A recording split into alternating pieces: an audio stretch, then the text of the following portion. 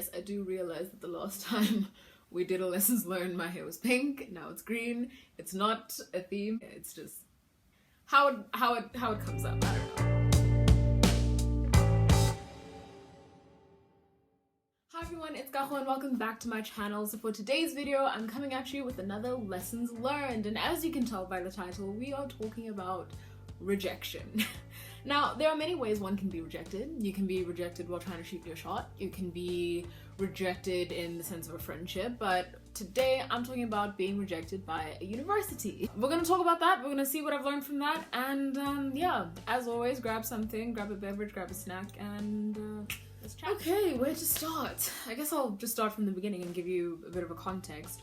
So earlier this year, around about April, I went to the UK to audition for an art school there. A lot of you already know this. I auditioned. They do a 4-step kind of audition process. So I went for step 1. After that, they emailed me, said they'd like to see me again, which is great. So I came home, and in May, I went back for step 2, came back home, they sent me an email and they said, unfortunately, they could not offer me a position at that school.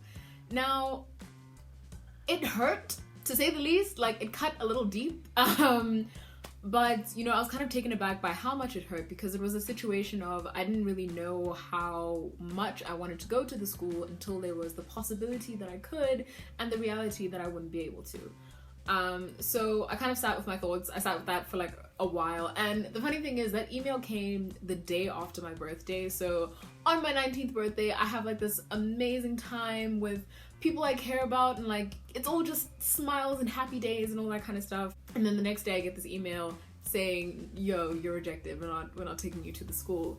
And funny enough, the day after that, I get an email from my high school. They sent me my matric testimonial, which is basically to say that, you know, you're a boss, you're amazing, you've contributed so much to the school, anyone who has you as their student is going to be so lucky. So to say the least, I was a bit confused. I was like on a high-low situation of I'm really awesome and I'm not good enough, and just kind of flipping back and forth between the two. After that email came through, I cried a lot for like maybe 30 minutes. My mom came in, she asked what was wrong, I told her, she let me cry for like 15 more minutes, and then she like brought me back and she was like, okay, cool, you're done crying, what's up? Like, what's the next step? What do we do now? Because we can't change what the email said. To kind of talk about what I picked up from this, I did a sort of meditative session. I sat down for like an hour and I meditated and I journaled and I thought about it and I asked myself some questions. And in that whole meditative time, a lot of questions came up, and a lot of answers to questions that I didn't even know I had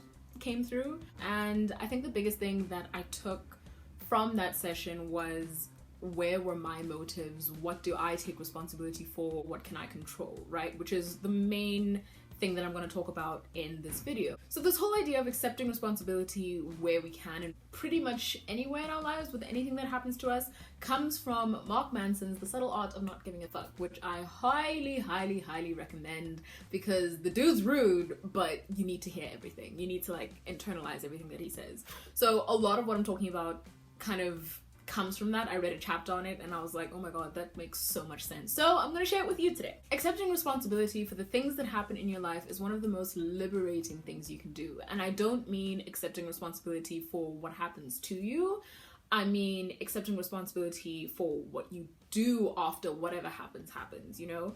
We've all heard of Uncle Ben's fantastic words, and that is, with great power comes great responsibility. But what Mark Manson does is he flips the nouns around and he says, with great responsibility comes great power, which I think is incredibly profound, and here's why. I know what you're thinking, how can I take responsibility for everything that happens in my life when a lot of the times it's not even my fault, okay? So people who hesitate to take responsibility for the things that happen in their life often hesitate because they think that accepting responsibility means accepting that that event is their fault. And that's not necessarily the case, because faults and responsibility aren't necessarily the same thing. Does that make sense? Well, think of it this way.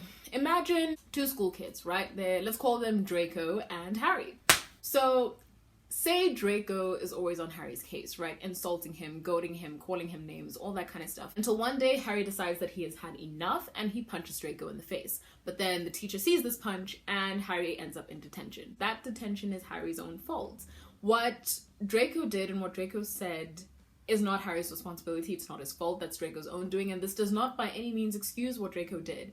But Harry had a choice on how to react to the situation. He could walk away, okay, he could tell the teacher, or he could punch Draco in the face. Because he chose to punch Draco, he must now take responsibility for that action, which is getting thrown in detention. So that is his own fault, own responsibility. He's got to deal with that, right?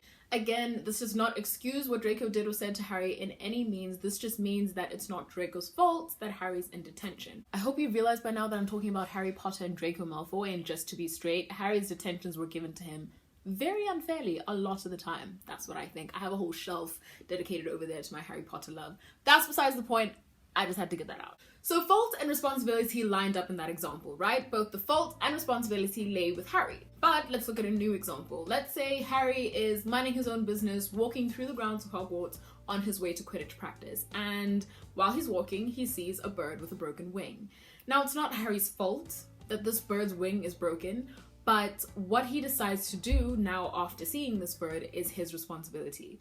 Does he leave it there and make his way to Quidditch practice? Or does he take the bird to Hagrid, the gamekeeper? Does he take it back to his dorm? Does he take it to the hospital wing and risk being late for Quidditch practice? Whatever he decides to do, he's gonna have to deal with the consequences of those actions, right? And whether that's a guilty conscience for leaving a helpless creature on the floor, or that's an angry captain, an angry team captain, he's gonna have to deal with that. So to try and sum up what I'm trying to say, we need to try and take responsibility for every decision we make in our lives, even though certain things that happen might not necessarily be our fault. Sometimes it is, sometimes it isn't, but whatever the situation, however we react, that is entirely your responsibility. Always. With that being said, that brings me to my situation and my feeling of rejection. One could argue that being rejected is not my fault, but after careful consideration, I disagree. The choices that I made in those pieces, which I take full responsibility for, overall did not make a lasting impression enough for them to feel that they could take me on as a student. Now, that doesn't mean that I'm a terrible actress, it just means that it wasn't my time. So now, after I get this email that says they could not offer me a position in 2019, I am left with a choice. Do I sit and cry over not being accepted, or do I pick myself up, dust myself off, and come up with a plan B? I did both. I did cry for like 30 minutes because I think it's important to acknowledge the pain that you feel, because otherwise, damn, it's gonna come up like later and it's gonna be a problem. After my mom pushed and pushed and pushed, I did eventually get up, dust myself off, and come up with a plan B. I couldn't control what the email said, but I could control what the email meant. On one hand, it could have meant, yeah, you suck at this acting thing, quit while you're ahead, do something that you have the brains for, but no interest in, like, accounting or medicine. Or it could have meant, you have the rest of 2019 to do whatever you want to do. What are you gonna do with that time? The rest of the year is open before you. How are you gonna handle this time? I'm just gonna wait for that plane to pass.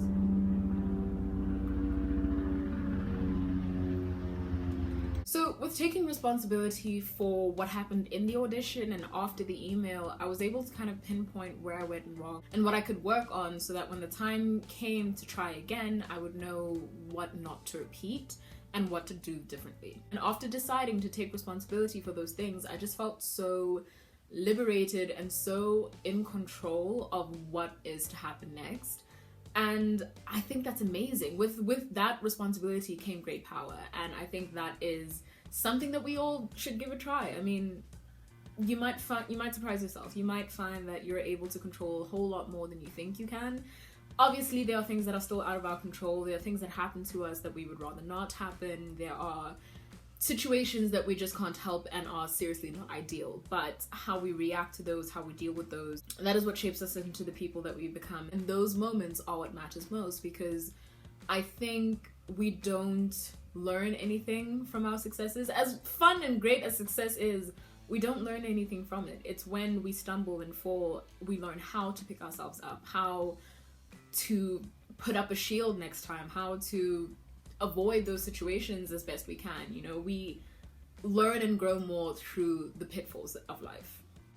I'm getting all philosophical. I'm like acting like I know what's going on. I low-key don't, but I hope you get what I'm saying. Ultimately, you have to remember those immortal words that Rihanna has tattooed on her body, and that is, Never a failure, always a lesson, which is basically the essence of these lesson learned videos. And when you fall, which you will, fall forward. All those stumbles and falls do not define you, but they do shape you into whatever person you want to be. And here's the thing, you're responsible for making the mold. Like, how you choose to see each stumble and fall is what's going to shape you into the person that you will be in the future. Like I said before, rejection takes on so many different shapes and forms, and it doesn't have to be as deep as having a university say no to you. I know that even if you've had a university say no to you, like, you're fine. A lot of my friends have had similar situations, and you know, they're doing great, they're flourishing, and maybe it was meant to be after all. But it could be something as simple as shooting a shot and missing. We all know what that's like. So once you've missed, it's a thing of, okay, cool, maybe not this person, maybe not right now. So what do? Do I watch this ball bounce and dribble away? Do I stand in the middle of the court all melancholy like Troy Bolton at the end of Get Your Head in the Game?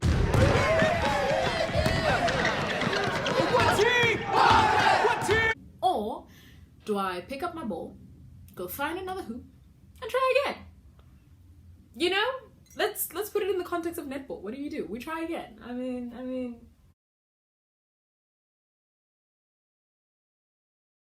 Anyways,